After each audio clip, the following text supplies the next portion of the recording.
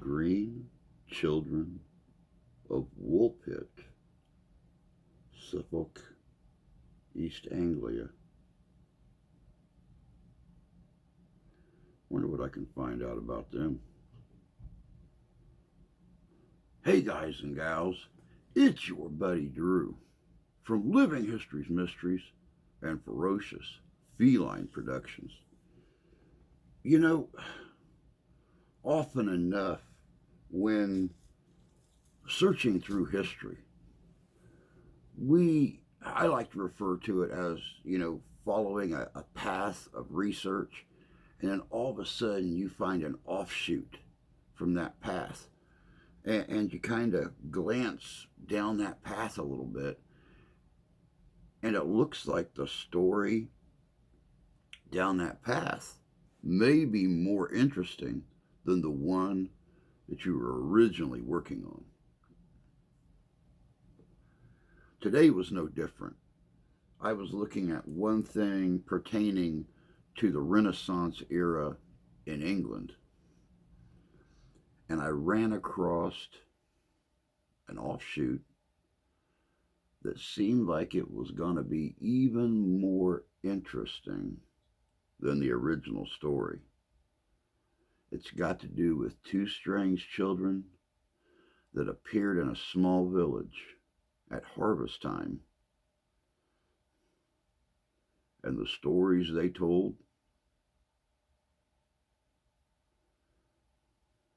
I'm not going to go into a lot of detail about it. I'm going to let you check it out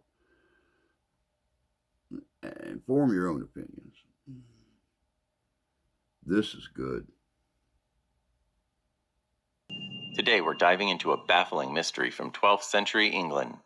In the small village of Woolpit in Suffolk, two children with startling green skin suddenly appeared, wearing strange clothing and speaking a language unknown to the local villagers. The children claimed to come from another world entirely.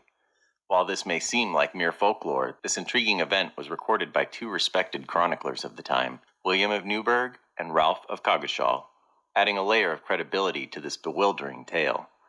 Were these children a phenomenon beyond explanation, or is there a truth hidden beneath the legend?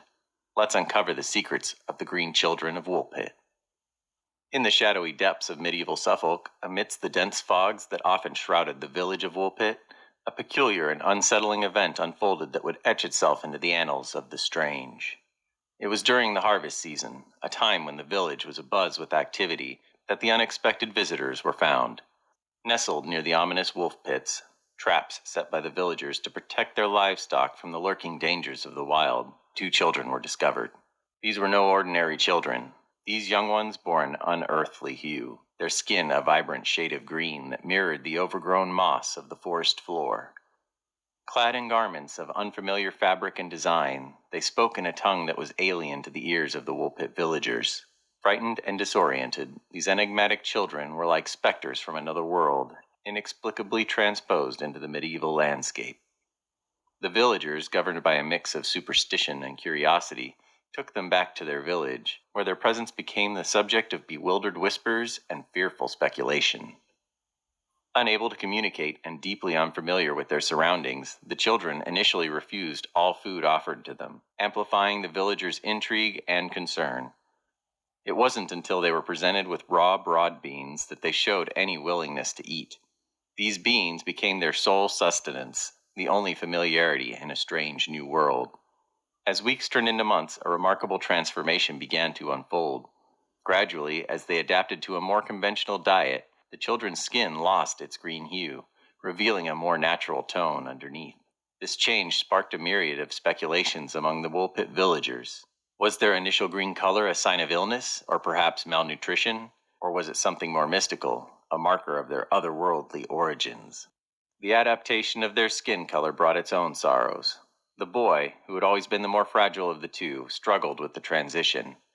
Despite the care and attention he received from the villagers, he remained sickly, and his health continued to decline.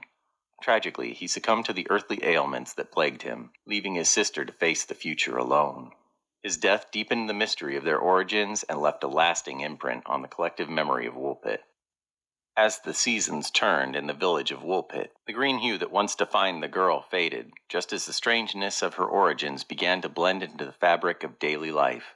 With the boy's untimely demise casting a shadow over her existence, she found herself alone in a world that was both a sanctuary and a cage. Under the care of kindly villagers, she slowly learned to speak the language of her new home, each word a bridge built between her mysterious past and her uncertain future. As her tongue untangled the foreign sounds of English, her story began to unfold, a narrative as curious as the twilight realm she spoke of, a place she called St. Martin's Land, where the light of the sun never breached the eternal green gloom.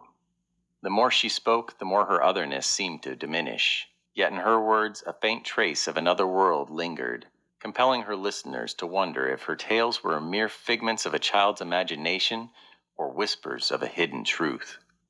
She described a land where all was green, the trees, the ground, even the sky, a mirror of her own eerie visage. As she grew older, her integration into the village marked a transformation. She was baptized, shedding her mysterious origins as she embraced the rites of her new community. Named Agnes, she eventually wove herself into the very social fabric of Woolpit, her marriage to a royal official a testament to her complete assimilation. Yet some say her eyes retained a hint of green, a vestige of her enigmatic past not even time could fully erase. Agnes lived out her days in the village, her early years of verdant mystery giving way to the mundane ebb and flow of rural life. But the people of Woolpit never quite forgot the enigma of her arrival. To them she remained a living bridge to the unknown, a gentle reminder that their world was but a small patch in the vast tapestry of existence. As the tale of the Green Children of Woolpit has been passed down through generations, so too have the theories that attempted to unravel the mystery of their origin. These theories range from the fantastical to the historical, each offering a different lens through which to view this perplexing story. Extraterrestrial theory. One of the more sensational explanations posits that the children may have been extraterrestrials from another planet. Proponents of this theory point to their green skin and unfamiliar language as indicators of a non-earthly origin. This idea taps into broader themes of alien visitation, suggesting that the children could be early documented instances of contact with another world. Subterranean beings. Another intriguing theory suggests that the children might have come from a subterranean world, a concept found in various mythologies around the globe. According to this view, the children accidentally found their way to the surface, emerging from one of the many caverns that pepper the Suffolk landscape, explaining their disorientation and unfamiliarity with the sunlit world. Flemish orphans. A more grounded hypothesis argues that the children were actually Flemish orphans, perhaps lost during the tumultuous social and political upheavals of the medieval period. Their green skin could have been the result of malnutrition, specifically chlorosis, a condition known to turn the skin greenish due to anemia. Their strange language might simply have been Flemish, unintelligible to the local Saxons. Each of these theories reflects the enduring fascination with the green children and the human desire to find meaning in the mysterious. Whether rooted in extraterrestrial lore, earthbound explanations, or psychological projections, the story of the Green Children invites us to consider how such tales are woven into the fabric of our collective understanding of the strange and the unknown. As we reach the end of our journey into the enigmatic tale of the Green Children of Woolpit, we are reminded of the power of mystery and myth to ignite our imaginations and challenge our understanding of the world. Whether visitors from a distant world, lost children of history, or symbols of change in a medieval society, their story continues to captivate and inspire debate across the centuries. What do you think about the origins of the Green Children? Are they remnants of a forgotten past? Or could there be a grain of truth to the more fantastical explanations? Share your thoughts and theories in the comments below.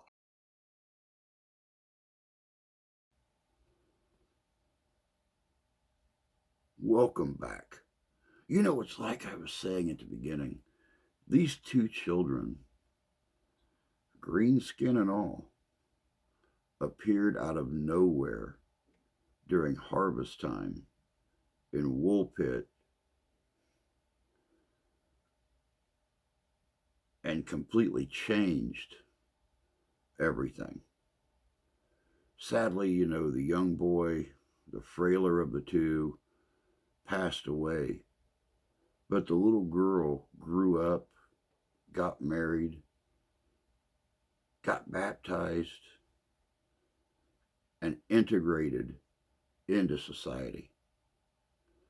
But where'd they come from? You heard the theories at the end. The children said they came from a different world. But what does that mean? Did they actually come from a different world? Or were they alluding more to the fact that the lands they came from was a completely different world compared to where they were?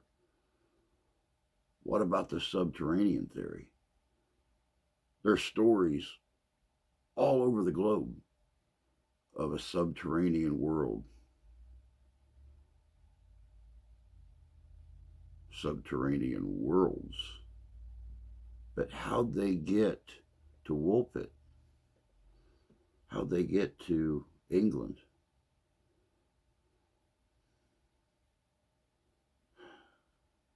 What about the third theory? The fact that they were suffering from malnutrition and anemia. Did it affect their memories? Did they just not remember where they come from? Were they just two orphans that never wanted to truly tell their real story? Sadly enough, everybody that was involved in this story has been long gone for almost a millennia. So the truth behind the Green Children will always remain one of those mysteries that history left behind. Until next time, take care of yourselves. Take care of each other. God bless you. God love you. We do. And we'll see you out there.